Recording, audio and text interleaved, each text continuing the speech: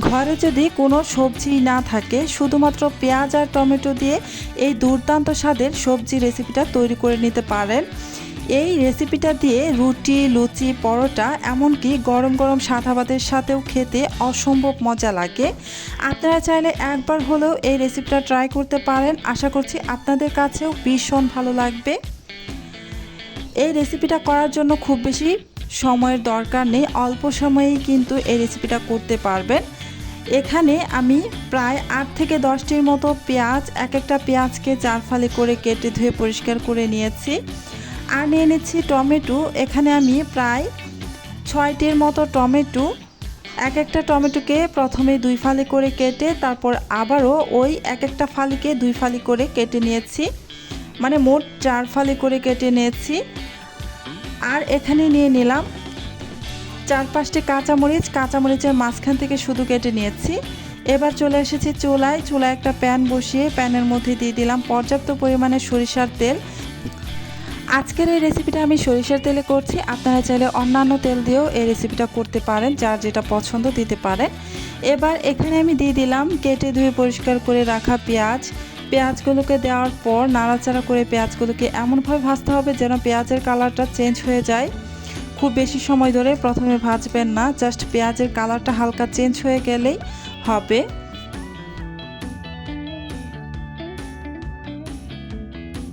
পেঁয়াজের কালারটা কিন্তু হালকা চেঞ্জ হয়ে এসেছে, তাই এখানে আমি দিয়ে দিলাম কেটে ধুয়ে পরিষ্কার করে রাখা টমেটোগুলো দেওয়ার পর আবারও নাড়াচাড়া করে আরও কিছুক্ষণ সময় ভেজে নেব। পেঁয়াজ আর টমেটো একসাথে মিলিয়ে বেশ কিছুক্ষণ সময় ধরে আমি ভেজে নেব। তবে এই পেঁয়াজ আর টমেটো যেন সিদ্ধ হয়ে গলে না যায় সেদিকে খেয়াল রাখতে হবে, আস্ত অবস্থায় রাখতে হবে এই পেঁয়াজ আর টমেটো। এই যে পেঁয়াজ টমেটো আমার ভাজা হয়ে গিয়েছে, এবার আমি এখান থেকে 3 ভাগের 2 ভাগ উঠিয়ে আর 1 ভাগ রেখে দিলাম। এবার এই প্যানের মধ্যে 1/2 চা চামচ গোটা জিরা দিয়ে তারপর নাড়াচাড়া করে এই যে হালকা একটু ভেজে নিচ্ছি।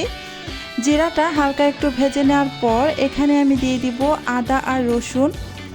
এখানে সামান্য একটু আদা ছোট ছোট ফালি করে তারপর দিয়ে দিয়েছি আরও 5টি রসুনের কোয়া দেওয়ার পর সব কিছু একসাথে নাড়াচাড়া করে বেশ কিছুক্ষণ সময় ধরে ভেজে নিব। ভালোভাবে ভাজা করে নিতে হবে যেন পুড়ে না যায়, সেদিকে কিন্তু অবশ্যই খেয়াল রাখতে হবে। যদি বেশি পুড়িয়ে ফেলেন তাহলে কিন্তু খেতে বেশি ভালো লাগবে না। এই তো এগুলো ভাজা হয়ে গিয়েছে, এখন আমি নামিয়ে ভালোভাবে বেটে নিব। আমি শিলপাটায় বেটে নিব, আপনারা চাইলে এটা ব্লেন্ডারও ব্লেন্ড করে নিতে পারেন। তবে যদি ব্লেন্ডারে ব্লেন্ড করেন তাহলে কিন্তু একদমই পানি দেওয়া যাবে না, পানি দেওয়া ছাড়া ব্লেন্ড করে নিতে হবে। এই যে মশলাটাকে আমি শিলপাটায় বেটে নিয়েছি আর চুলায় প্যানের মধ্যে সামান্য একটু সরিষার তেল দিয়ে তারপর এই মশলাটা তেলের মধ্যে ছেড়ে দিলাম। এবার এই ছোট বাটিটা একটু ধুয়ে তারপর সামান্য একটু পানি দিয়ে দিচ্ছি। খুব বেশি পানি দেওয়া যাবে না, অল্প একটু পানি দিয়ে তারপর নাড়াচাড়া করে ভালোভাবে মিশিয়ে কিছুক্ষণ কষিয়ে নিতে হবে। চুলার আঁচ কিন্তু এ পর্যায়ে একদমই মিডিয়াম টু লো আঁচে থাকবে, কোনোভাবেই বাড়িয়ে দেওয়া যাবে না, এতে করে মশলাটা পুড়ে যেতে পারে। কিছুক্ষণ কষিয়ে নিয়ে তারপর এখানে স্বাদ অনুযায়ী লবণ দিয়ে দিলাম আর 1 চা চামচের 4 ভাগের 1 ভাগ হলুদের গুঁড়া দিয়ে দিলাম আর দিয়ে দিচ্ছি মরিচের গুঁড়া 1 চা চামচের 4 ভাগের 1 ভাগ। এবার নাড়াচাড়া করে ভালোভাবে মিশিয়ে নিচ্ছি। সমস্ত মশলা একসাথে নাড়াচাড়া করে ভালোভাবে কষিয়ে নিতে হবে যেন মশলা থেকে তেলটা একদমই আলাদা হয়ে যায়। আর অবশ্যই খেয়াল রাখবেন যেন পুড়ে না যায়, পুড়ে গেলে কিন্তু এই রেসিপির টেস্ট নষ্ট হয়ে যেতে পারে। এই যে কিছুক্ষণ সময় নাড়াচাড়া করে আমি মশলাটাকে কষিয়ে নিচ্ছি। ভালোভাবে মশলাটা আমার কষানো হয়ে গিয়েছে, এবার আমি এখানে দিয়ে দিব আগে থেকে ভেজে তুলে রাখা পেঁয়াজ আর টমেটোগুলো। এবার আবারও নাড়াচাড়া করে হালকা হাতে মিশিয়ে নেব। আমার ভিডিওটা যদি আপনাদের কাছে ভালো লেগে থাকে তাহলে কিন্তু আমার ভিডিওতে একটা লাইক, কমেন্ট আর শেয়ার করে দিবেন। আর আমার রেসিপিটা যদি ভালো লাগে অবশ্যই আমার চ্যানেলটি সাবস্ক্রাইব করে পাশে থাকা বেল আইকনটি প্রেস করে রাখবেন। এতে করে যখন আমি নতুন কোনো ভিডিও আপলোড করব তখন সাথে সাথে আপনার ওখানে নোটিফিকেশন পৌঁছে যাবে। আমি কিছু সময় ধরে ভেজে নিয়ে তারপর এখানে কেটে রাখা কাঁচামরিচগুলো দিয়ে দিলাম।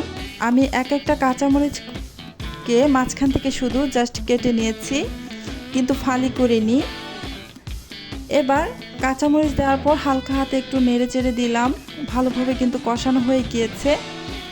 এবার এখানে খুবই সামান্য একটু পানি দিয়ে দিব, খুব বেশি পানি দেওয়ার দরকার নেই, খুব সামান্য একটু পানি দিয়ে দিব যেন মশলার কাঁচা গন্ধ না থাকে।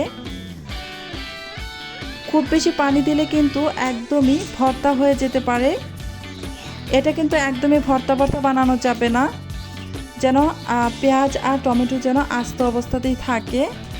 এই যে এবার পানিটা যখন টেনে এসেছে দিয়ে দিচ্ছি হাফ চা চামচ পরিমাণ চিনিটা দিবেন, দিলে এর যে টমেটোর থেকে যে একটা টক ভাব থাকে সেটা কিন্তু কমে যাবে, আর রেসিপিটা খেতেও কিন্তু ভীষণ ভালো হবে। চিনিটা দেওয়ার পর একটু নাড়াচাড়া করে মিশিয়ে নিয়ে তারপর এখানে দিয়ে দিচ্ছি হাফ চা চামচ পরিমাণ গরম মশলার গুঁড়া। এই গরম মশলার গুঁড়াটা কিন্তু অবশ্যই লাস্ট পর্যায়ে এসে দিয়ে দিবেন, এতে করে এই রেসিপিটা ভীষণই টেস্টি হবে। কোনোভাবেই গরম মশলার গুঁড়াটা স্কিপ করা যাবে না। এই যে গরম মশলার গুঁড়াটা দিয়ে আমি 1 মিনিটের মতো নাড়াচাড়া করে ভেজে নিব। খুব বেশি সময় ধরে কিন্তু নাড়াচাড়া করে ভাজার দরকার নেই। গরম মশলার গুঁড়াটা দেওয়ার পর জাস্ট 1 মিনিটের মতো ভেজে নিলেই রেসিপিটা তৈরি হয়ে যাবে। এই যে আমি প্রায় 1 মিনিটের মতো ভেজে নিয়েছি। আমার সবজি রেসিপিটা কিন্তু হয়ে গিয়েছে, এবার আমি নামিয়ে সার্ভ করে নিব। রেসিপিটা যদি আপনাদের কাছে ভালো লেগে থাকে তাহলে আমার চ্যানেলটি সাবস্ক্রাইব করে পাশে থাকা বেল আইকনটি প্রেস করে রাখবেন, এতে করে যখন আমি নতুন কোনো ভিডিও আপলোড করব তখন সাথে সাথে আপনার ওখানে নোটিফিকেশন পৌঁছে যাবে। আজকের মতো এখানেই বিদায় নিচ্ছি, আবারও চলে আসবো অন্য কোনো নতুন আরও একটি রেসিপি নিয়ে। আল্লাহ হাফেজ।